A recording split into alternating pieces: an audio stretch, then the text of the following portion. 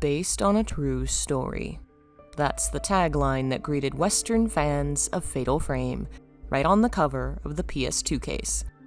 It wasn't true, of course, though that didn't become clear for some time. Fans in the United States were led to believe that this ghost story was based on real events in a Japanese mansion outside of a major city, and actual pictures of the so-called real manor appeared online, giving some veracity to the idea. But holes appeared in the story before long. For one, neither the Japanese nor European releases had such a tagline, and nothing in the interviews or behind-the-scenes materials referenced a real story. Writers and bloggers in Japan attempted to find the real manor with no success, and support for the real story narrative in the West began to seem thin. Where was this mansion, and what was the true story? Honestly, it was probably just a PR choice. During the early 2000s, the Blair Witch movie was making huge waves, and its narrative angle might have inspired the Fatal Frame team to try a similar angle. Yet the power behind that simple phrase seems to linger, even as fans know it's likely not true. That's probably because Himuro Mansion, the setting of the first game, is such a powerful and well-designed locale that it feels incredibly real, as if it could have been home to historical people living in a time far removed from ours. The team behind Fatal Frame, originally the Deception team, had long spent years of time researching architecture of the East and West, and they put all their knowledge towards the design of this incredible manor, built upon 1,000 years of Japanese history. It's true there's not a real Himuro Mansion, but the design of Himuro Mansion is based on real history, and the details reveal a lot of unsaid secrets behind the lore of the game. These choices can shine a light on when and where the mansion might have been built, and who built it, what purpose certain areas served, and who intended it to be used that way. Let's step into the architectural history of Himuro Mansion and learn the horrifying secrets behind its 1,000-year history. The story of Fatal Frame can only begin in one place: the Demon Mouth, or Oni no Kuchi, a strangely shaped pit in the mountainside which the locals believed was an entrance to hell. The story mirrors real-world tales of similarly eerie-looking natural places, but of course this one has actual supernatural tendencies. The name refers to the Oni, a type of demonic creature common in Japanese myths, and the sharp rocks inside the cave resemble the Oni's gaping mouth and fangs. The name Oni no Kuchi does refer to a real place, though the myth behind it is different. Oni no Kuchi Tanada refers to a series of rice terraces in the Japanese countryside, named for the myth of an Oni that descended the mountainside to drink from the nearby river. Deep inside the earth, the path from the Demon Mouth leads to the Hell Gate, first through the Band Path, or Kinki no Chikaro, an underground passage lined with torii gates. At the far end lies the Hell Gate, or Yomi no Mon, referencing the Shinto term for the afterlife, Yomi, or Yomi no Kuni, the world or land of darkness. Fatal Frame's lore tells us that 6 shrines were built to defend against this entrance to hell, 5 in the local mountains and a 6th atop the mouth itself. That would presumably be the building that now houses the Demon Mouth, the design of which mirrors older Japanese shrine traditions from the Nara and Heian period. The bright red coloring, similar to Chinese architecture, is a particular standout. Nowhere else in the game does this bright red paint appear on the buildings. The rounded pillars and candle holders are also unique. Much of the rest of the mansion uses the more modern square pillar and the cheaper oil lantern rather than a wax candle. This area appears to be older and more expensively designed compared to the mansion proper. The room this hall is attached to is the Rubble Room, Arehateta Heya.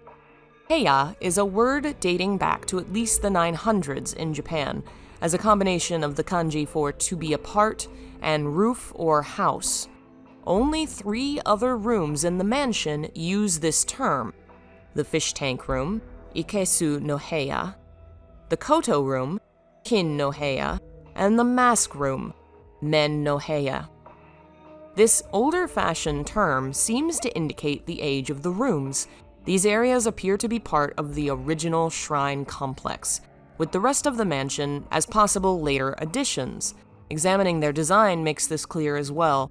Though they don't resemble the red hallway of the Demon Mouth, these are areas which pull on an older style of design. The Rubble Room appears to have large rounded columns. The walls, floors, and ceilings of these rooms tend to be bare-faced wood and simplistic designs. The Mask Room deserves a little more attention because it's a very unique space compared to most of the house. It is a room inside a room. It has what looks like ceramic tiling on the outside area, and within the wooden framework is a pillar surrounded by a short fence. This may have been the heart of the shrine itself, designed after traditions in which a shrine had a moya, or central room, surrounded by a hisashi, or outer pathway, which may have had walls surrounding it, but was not considered part of the central room. The masks that are seemingly fused into the walls resemble the okina, a mask which tradition associates with No.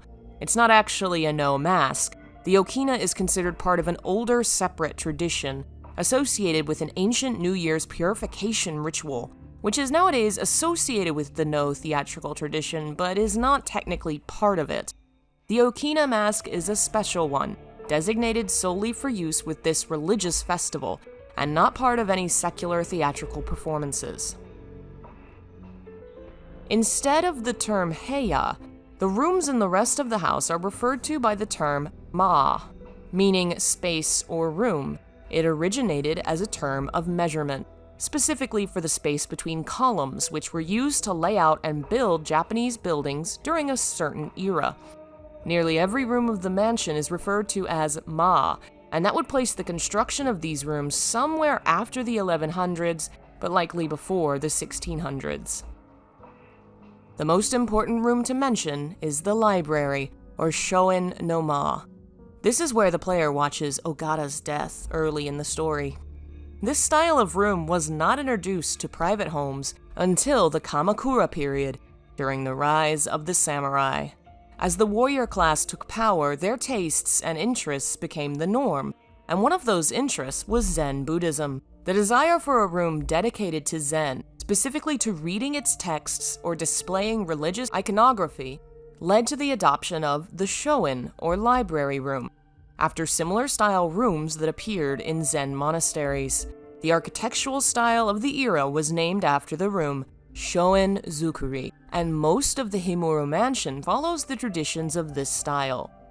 This makes clear what was only hinted at in-game. The Himuro family was a samurai family, and likely took over the shrine complex and protection of the Demon Mouth around the rise of the Kamakura era. The Shoin, or library, is centered around certain design features. Certain theories say the designs came from the shelving used to hold Buddhist altars and religious symbols. In samurai homes, these would evolve into display shelves called tokonoma, a recess in the wall of the room typically on the back left. Near it, possibly next to it, was the Sukashoin, the desk the room was named for, which was a short structure built into the floor. A window was placed on the wall above it to allow for natural lighting. This area was often slightly elevated above the main flooring, because this is the place of honor where the samurai lord would sit while attending meetings with his men. Another common feature in the room is the tokowaki, typically opposite the tokonoma, which contained staggered hanging shelving called the jojiutana and suritana. This room doesn't seem to have such a feature, but these features were actually removable, and you can find a piece of staggered shelving in the storeroom. Typically, the room next to the Shoin was a completely enclosed tatami room, with the sole entrance being a decorative set of doors called chodai gamae, which connected the library to the inner room. This would be the sleeping chambers, or chodai. But in the samurai era, it also doubled as a nando, or strong room, a place the samurai lord's loyal retainers could sit and wait during important meetings. Should something go wrong or a show of force be necessary, the hidden warriors could easily enter the room and defend their lord. but as a typical sleeping place, it was well defended with only a single entrance. The futons used for sleeping were not kept in the room, but in a nearby closet called an oshiire. You see a few of them in Fatal Frame, though usually they house ghosts instead of bedding. The enclosed bedroom of the Himuro mansion is the kimono room, or kimono no ma, with a singular entrance and one secret exit. It contains clothes and personal belongings that may have belonged to the daimyo's wife. It's a suitable place for them, given this is essentially a bedroom. The small tansu chest and hand mirror would have been essential for the leading lady of the house. The chest would likely house her makeup and accessories. The trunk beside it might be her wedding chest, brought with her when she wed and meant for holding kimonos, a tradition among the upper classes. Another room that might have been an original on the property is the storeroom, or kura. It shares its name with the traditional Japanese storehouses used by the upper class to protect their precious belongings. Japanese structures were very heavily wood-based, and fire was a constant concern.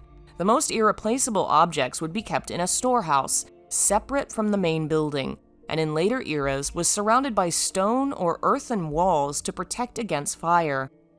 The raised balcony inside was also a common feature. What's odd is that the Himuro mansion's kura is inside the main building. What's more, it's a distinct room separated on all sides by a hallway. Possibly this kura was one of the original buildings and stood separate from the rest until the additions were built on. Another oddity is the presence of light bulbs, a sign of modernization and updates made to this incredibly important area. Storehouses like these have been the safe havens of centuries of priceless Japanese history. Some of our only extant examples of many pieces of art and literature from ancient times have been kept safe in such buildings. Perhaps when the Munakata family moved in, Ryozo focused on modernizing this area so as to better archive and protect the works inside. Some of the treasures inside include the staggered shelving from the library, as well as many wooden chests or tansu. These became common household items around the 1600s. There's also a set of samurai armor, which looks different compared to the armor seen elsewhere in the mansion. Given its presence in the storehouse where the family would have kept their valuables, I believe this suit may have been worn by a member of the family, while the other sets, presented next to many various antiques, might have been bought elsewhere and taken into the home. Another room common in samurai households was the Hiroma, or Great Hall. In Fatal Frame, the Ohiroma no Ma, something like Great Hall Room. It was a large tatami mat room which could be divided up by fusuma, sliding doors. The older fashion Hiroma from the aristocratic Heian period had no fusuma. They used folding screens instead. This is where the samurai lord would hold court before a large gathering of retainers. It was also where the family kamidana, or the Shinto altar, would be kept. It would be attached to the wall overhead, likely resembling a miniature Shinto shrine, and it was also where the lord would keep his sword when it was not in use. Not only does the room fully resemble a samurai hall in Fatal Frame, it also clearly ties into the samurai tradition.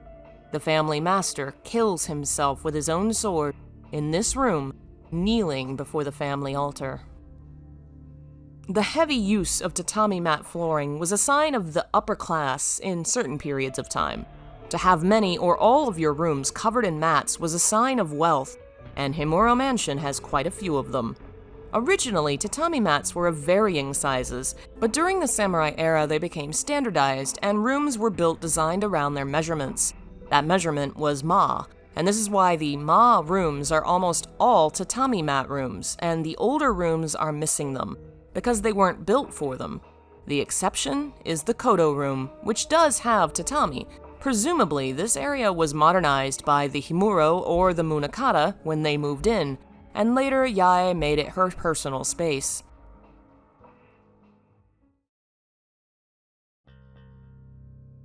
Another new room in the samurai era is the entrance, or genkan. The aristocratic era had no such room, but in the samurai era, there was a need for a room in which guests could enter and leave their swords before entering to see the Lord. In the modern age, this is where Japanese people remove their shoes before entering a house. In Fatal Frame, the very first room is called the Genkan, and it contains a lower floor that may be packed dirt, a short staircase, and a wooden entryway that leads into the house on the left. The entry is barred by zumado, or double-leaf doors which swing open. Along the back wall, you see the sutate, the standing screens made of a single piece of wood. They've been in use since the 6th century to partition rooms and defend against the elements. In this era, it was typical to see them in the entrance to limit the outsider's view into the building. You can also find a suitate in better condition in the tatami room upstairs. The room behind the entrance is the fireplace room, or irori no ma. The irori is the hearth at the center of the room, the forerunner of the modern kotatsu. It was built into the floor, surrounded by doma, or a packed earth floor. Tatami mats would be placed around the fire for the family to sit and keep warm. This isn't the most modern of the older style fires. The cooking fire in this era would have been the kamado, an oven-like structure that would be in the kitchen. This hearth was likely a place for family gatherings rather than cooking. The teapot over the fire is hanging from a jizaikagi, a metal kettle hanger used to keep the teapot warm over the fire. They were typically simple, but the upper class could have elaborate carvings made of wood or metal attached to the hook. This one has additional decorative carving on it, yet another sign of the wealth of the Himuro family.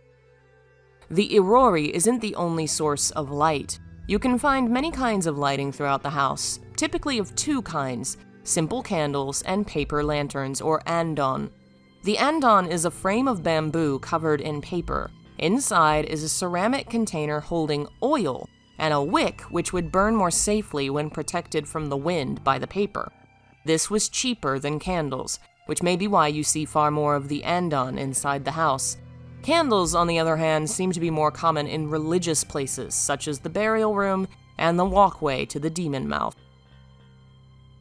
Another changing feature in this era of architecture was the decorative ranma, or the transom that appears overhead in hallways and over entrances.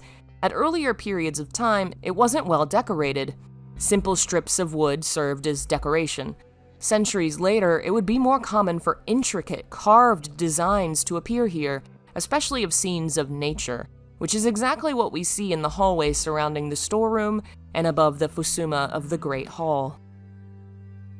Windows were also more decorative in the later samurai eras. In the stairway, you can see simple square windows with wooden slats. In the library and burial room, you see more elegant curved designs with additional decor. The more arch-designed windows were called katomado and came into heavy usage in samurai homes in the 1500s. The rooms with simpler, old-fashioned windows include the fish tank, the stairway, and the hallway above the rope hallway. Doors evolved over the centuries too, especially as the samurai upper class became more influenced by Zen Buddhism and the tea ceremony. Many houses had separate special rooms solely for the ceremony, which this house seems to lack, but a feature of those rooms does appear in the Himuro mansion. Called the Nijiri-guchi, or crawl-in entrance, it was a short half-door used in tea houses built in the Sukiya style. The theme was humility, as the tea ceremony was a form of art and a religious ceremony all in one. The entrance was meant to humble those coming in, as they had to get down on their knees and crawl to enter the space. The side room next to the tatami room is the antechamber, or the hikae no ma. In an old-fashioned Japanese house, this was a waiting room on the side of a central room, typically used by servants or possibly guests. Since this room is rather cramped and seems to act as a storeroom, I think it's likely meant for servants. It also connects to the hallway that leads to the dungeon, meaning it might have been a waiting room for those who must come and go from that area. This wasn't a door the sacrifice would have used often, but it would be used daily by the guards and priests coming and going from the room. Not only was the sacrifice meant to be humble, but more so those who guarded her. Perhaps it was meant to be a reminder of the enormous price the woman was paying to protect the family, which included themselves. They should lower themselves and feel humility before the person who is performing such a self-sacrificing act. The dungeon itself is called zashikiro, combining the words zashiki, meaning a room with tatami mats or a Japanese-style room, and ro for prison. It's an old-fashioned word for a prison cell. However, the space it's in is more interesting. In English, it's the attic. But so far as I can find, Japanese traditional houses do not have attics. The idea of storage or extra space in the roof wasn't present. Instead, these enormous tiered roofs had empty spaces to allow for the tall decorative roofing. Inside, most of the ceilings were flat wood, often with lattice or batten crisscrossing. Between that and the roof was empty space. In Japanese, the area that contains the dungeon is called the yaneura, or roof cover. The difference is huge in its implications. In English, the word implies a room that would exist in a house. In Japanese, this isn't a place people would live. No one would expect a room to exist in the roof space, making the hideaway for the sacrifice a more upsetting, secretive one. It's the difference between saying in English that you have someone staying in your attic, or you have someone living in your walls. The outer portion of the roof is also very telling. There were many styles of roofing in the era based upon the rank and wealth of the owner of the house. Even the samurai had their poorer members of the class, and those lower-ranking members, by law, could only use older-fashioned thatched roofing for their houses. The Himuro mansion uses the more expensive upper-class roof tile, or kawara, reserved for those of the 4th rank and above. The bottom of the building is also pretty modern. Older buildings might have incredibly tall foundations, but in later eras it was typical to have only a small space separating the engawa, or outer terrace, from the garden. The wooden struts that support the building are set into pieces of stone, as a protection against the threat of earthquakes. Originally, each piece was stuck into a singular rock. Later buildings would create a more artistic variety of stone support. Himuro Mansion has a separated section of rock dedicated to the foundations of the engawa, a more modern design implying the buildings are at least less than 1,000 years old. Along this line of rocks is even more gray stone across the entire floor of the cherry atrium, or the Sakura no Aru Nakaniwa, the cherry tree courtyard. Atrium was likely picked for the translation because it presents the idea of a central, completely walled-in garden, which is what this area is. In the samurai era, the influence of Zen Buddhism and temple architecture led to the heavy usage of gravel and sand in garden spaces. The material represented the flow of water and was part of a larger theme of stylized, artistic garden traditions. There were typically inner and outer gardens. You might think of the cherry atrium as the outer garden and the abyss as the inner one. They were often designed to either walk through or simply look at from inside. This garden is clearly a walk-through, with stone steps leading you through to the back gate. This path through the first garden to the back gate is called the roji, meant to invite the guests to contemplate the beauty of nature as they carefully walk through. Along the base of the cherry tree is a short fence called a sodegaki, or sleeve fence, meant as ornamental decoration, which first saw heavy use in the Kamakura era. Inside the abyss is another common garden feature, the toro, or stone lantern. First commonly used in temples, they became mainstays of these decorative gardens, where they usually were placed at staggered locations to shed light. It was in temples that they traditionally appeared in straight, set lines, meant to create a direct line of movement toward the central religious space. That creates a unique context for this area, where the main toro lanterns seem to be lined up to lead to the wooden pier leading out onto the lake. A body of water was absolutely required for a typical Japanese garden. Buildings were often purposefully built along or adjacent to bodies of water, and in the aristocratic era, it wasn't uncommon for the upper class to keep boats and go out on the water while entertaining. The name of the area has a kind of double meaning. In Japanese, it is omagafuchi, combining the kanji for meeting or rendezvous with demon or evil spirit to create a word that can mean the time of disaster. Specifically, it refers to the old Japanese belief that the period between day and night was a time between worlds, when the barrier between the spirit world and this world becomes thin. Dangerous things could happen then. making it a time of disaster. The last kanji means abyss or deep pool. You could possibly translate this to something poetic, like twilight pool, which would fit for a Japanese garden. But it also has that darker meaning, which seems to reference the very calamity which destroyed the mansion and the dark shadow that exists underneath it. Besides the cherry atrium and abyss, there's the backyard behind the fish tank, called the Ido no Aru Uraniwa, or backyard with well. It's a far more natural place with none of the gravel or decorative fencing of the inner areas.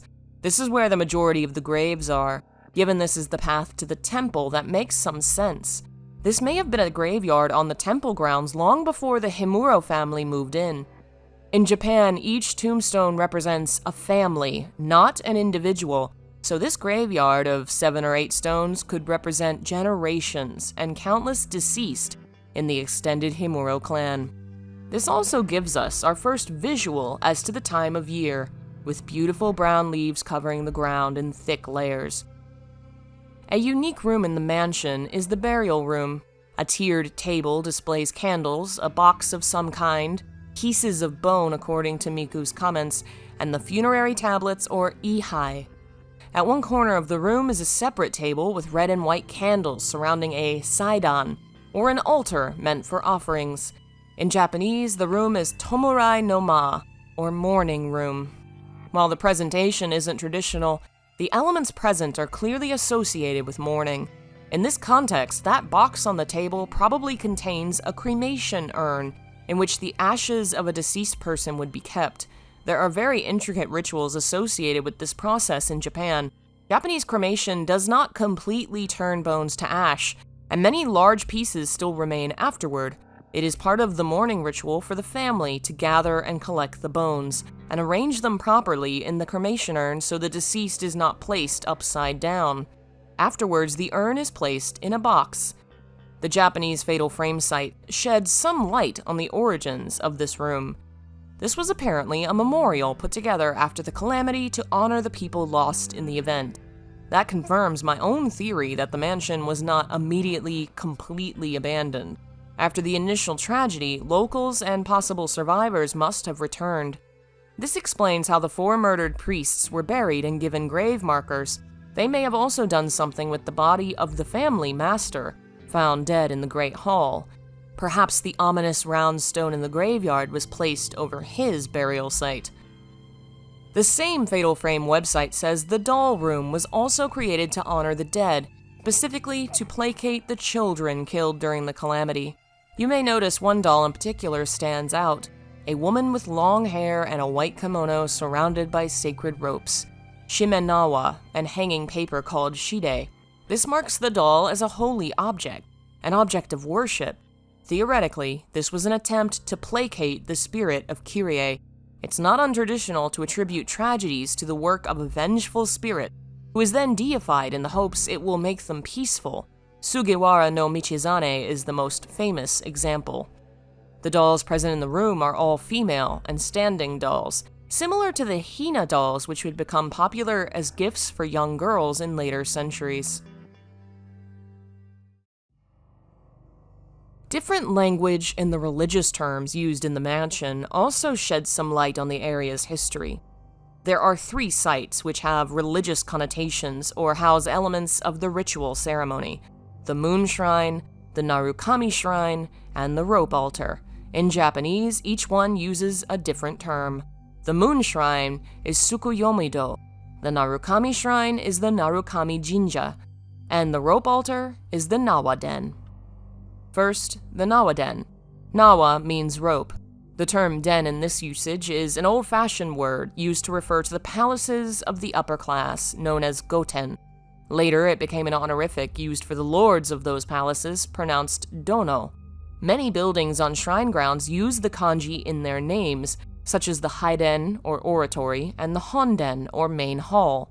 It was also used in the term saiden, and I think it's in this context that the Nawa-den is meant to be understood. A saiden is a Shinto term that refers to a building where festival ceremonies are held. In this case, the festival ceremony The rope ritual is held in the rope altar. That would make it like the Seiden. Another Shinto term is jinja, which refers to Narukami Shrine, as well as the other 5 shrines in the area which we never visit, Go Shinkyo no Jinja. It's not entirely reserved for Shinto, but does tend to be used primarily for those types of shrines. Unlike the Moon Shrine, whose name is translated in full, the Narukami Shrine keeps its Japanese terminology when it could have been translated as Thunder God Shrine. Most commonly known as Raijin, these gods are a set of 8 male deities associated with storms, but this is not truly a shrine to the god. His statue and paraphernalia, such as the taiko drum, are not present, and neither is his constant companion, the wind god Fujin. Instead, it is his history which is being referenced here, since the thunder gods were born in filth in the bowels of hell. In the early chapters of the Kojiki, a collection of Japanese myths, the primordial couple Izanagi and Izanami marry and create many gods and goddesses. The process takes the mother Izanami's life, and Izanagi goes to the underworld, or Yomi, to find her. Find her he does, and against her instructions he lights a fire to look at her, and sees that she is a rotting corpse, her body covered with the newly created gods of thunder clinging to her flesh. This disobedience enrages Izanami, and leads to the couple's permanent separation. In the aftermath, Izanagi cleanses himself of the filth of the underworld, and the most prominent gods, including Tsukuyomi and Amaterasu, are born from him, as are the gods of purity and impurity. The myth in its entirety gives a glimpse at the Japanese idea of the underworld, its association with dirtiness and pollution, and the rituals which are considered necessary to cleanse oneself of that filth. The name for the shrine that holds the underworld at bay references the very myth that the art of cleansing originates from. Compared to a jinja, the term do tends to be a Buddhist shrine, though again, there is some crossover because at certain points of history the 2 religions were heavily intertwined. But the choice in Fatal Frame seems clear. One of the shrines relates more clearly to Shinto, the other to Buddhism, and this points us in a certain direction as to the roles of those involved in the ritual. Narukami Shrine is more closely associated with the mirror and the priests. It's likely the sacrificial maiden would never have seen it. Instead, it is likely where the priests held their ablutions, where historical ritual texts might have been kept, where the true mirror was held between ceremonies. The role of the priests, members of the family, is a Shinto one: to cleanse themselves, perform rites, to protect the sacred objects and history. The Moon Shrine is of course the Rope Shrine Maidens. It is where she would descend into the underground on the day of the ritual, where she would be cleansed in moonlight sitting in the moon well. It is where the first maiden is enshrined. These traditions are more closely related to Buddhism. Shinto does not have a tradition of self-harm or deprivation the way that Buddhism does. The mummified remains clearly call upon soku shinbutsu, Buddhist mummies. In addition, removing yourself from the world to be purified for such a long time leans towards Buddhist traditions rather than Shinto. The natural world is not an evil or a temptation in Shinto, but in Buddhist terms, such removal can purify the spirit by removing any ties to this temporary, illusory life we live. Very similar language is used to describe the Rope Maiden's imprisonment. The cabinet that hides the entrance to the moonwell is called a zushi in Japanese, which is a miniature shrine meant to hold items related to Buddhism and its ceremonies. Zushi can be used to generally refer to cabinets, but it's specifically tied to Buddhism, and that it likely came to Japan via China as a Buddhist tool. In Buddhist terms, it can be called a butsudan, a Buddhist altar. It acts as the counterpart to the kamidana, the god shelf of Shintoism. Typically, a butsudan would be inside the home and contain memorabilia or photos of the honored deceased. Ultimately, traditions surrounding the Rope Maiden's personal actions, the things she does, are Buddhist. She is to be removed from the world, to dedicate herself to religious action, to fast and meditate, and finally to sacrifice herself. The actions of the priests are Shinto by comparison, and this leads to my personal theory on the development of the ritual itself. Let's consider the underground portions of the mansion. The Forbidden Path, or Kinki no Chikado, uses a kanji that refers to a path or way, the same symbol that can be used to refer to the Tao. It's also the kanji that appears in the term used to refer to the path leading to a Shinto shrine. It also appears in Fatal Frame, in the name of the area leading to Narukami Shrine, the Fukan Romori no Sando, or Deep Forest Approach. This path connects to the Hell Bridge, or Naraku Kyo, which itself connects the underground to the Moonwell, or Suki no Ido. Where the term Yomi is a Shinto term for the underworld, Naraku is a Buddhist one, a translation of the mainland term used to refer to the lowest stage of rebirth in the cycle of existence, rebirth into the Hell realms. The fact that this bridge is what connects the Rope Maiden's Well to the underground is telling. The path the priests take has a Shinto name, while the path she takes is Buddhist. After the ritual has been performed and the priests leave the rope altar, they enter the baptism path, or Misogi gi no Michi, Misogi being a Shinto term referring to the ritual of cleansing, and Michi an old-fashioned term for road, which uses the kanji that refers to the Shinto road gods. Even though the kanji is the same as the do used elsewhere, the reading of Michi implies an older, more holy path. The folklore in-game tells us this region has contained a hellmouth for countless ages, and that the shrines, 5 in the surrounding area, 1 on top of the mouth, were intended to hold it back. These traditions would have been solely Shinto and indigenous, since Buddhism wasn't introduced in the ancient past. At some point in this history, a terrible accident occurred. Not specifically called a calamity, but the wording is about as bad. Something went wrong, and countless people died. In response, new traditions would have to be adopted. Buddhism was slow to become part of the lives of the everyday populace in these early centuries, but among the samurai it was the dominant tradition. So if a samurai family came to oversee the area, that is when we might suggest Buddhism became involved in the tradition. It might also be when the sacrifice first became part of a family line. Before that, it may have simply been a person chosen from the area, or even a visitor, as is common in many Japanese folktales around sacrifice. After the failure, more drastic and terrible measures had to be implemented. It would be during this time that more of the ritualistic and familial roles were adopted. This could be why the room for the blinding ritual is called Mekakushi no Ma, implying it was built in the samurai era. The usage of Buddhist traditions of self-sacrifice, removal from the world, and purification via self-denial would have come into use in this era, whereas before, the sacrifice might have been removed from the world for a much shorter time, following Shinto traditions of ritual purification before a ceremony. The blinding room is very unique compared to the rest of the house. There really is nothing else quite like it. The art style here is part of the Japanese lacquer tradition, a craft tradition going back to before recorded history. Using the sap of the lacquer tree, the craftsman would cover tools and weapons as a way of protecting them. Only later did it evolve into a complex artistic tradition. This particular version of the style, with the heavy black backgrounds and the gold coloring atop it, likely stems from the Kamakura or Muromachi period, and possibly a technique called harigaki, which uses a needle to create detailed inner line work on the gold dust, which is applied to the lacquer. What we have to ask is why this particular room contains so much of this very rich, expensive, ornate artistic style, when none of the rest of the house has it. There are pieces of art or furniture which have similar lacquer coverings, but nothing to this extent. When you consider the use of the room and the attitudes we've seen elsewhere in the house, I think it becomes clear. This family, while they practice heinous, vile rituals, also show great respect and veneration towards the people who are being sacrificed. They humble themselves before entering the dungeon.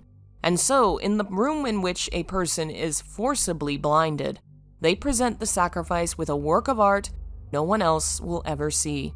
Their last sight in this world is one of exquisite beauty. There is another room that is seemingly a major religious space, though it's not exactly as it looks. The Buddha room in the house almost looks like a great temple, but it's not named that way. It's called the Butsuma, which is a term that refers to a place in the home that houses a Buddha statue, possibly also the Butsudan altar as well. It's typically a small space meant to be central to Buddhist worship in the house, but of course this family is wealthy and is dealing with a heavy religious responsibility. The room that houses this sacrificial maiden is just above the Buddha room, and presumably it was meant to be part of her cleansing and religious practice to be so close to this place of familial worship, as it is where the family tablets or ihai would have been placed. Japanese architecture is a complex, intricate artistic tradition. I've read dozens of books on the subject now, and I'm sure there are still details I've missed in examining Himuro Mansion. The thought that must have gone into the design of these buildings. Once again, I am impressed and overawed by the talent of the Fatal Frame team to pull together so many elements of history and culture and tell such a horrifying story. Truly, there is nothing else like it. And to me, it is far more impressive and moving than it would be if it were based on a true story.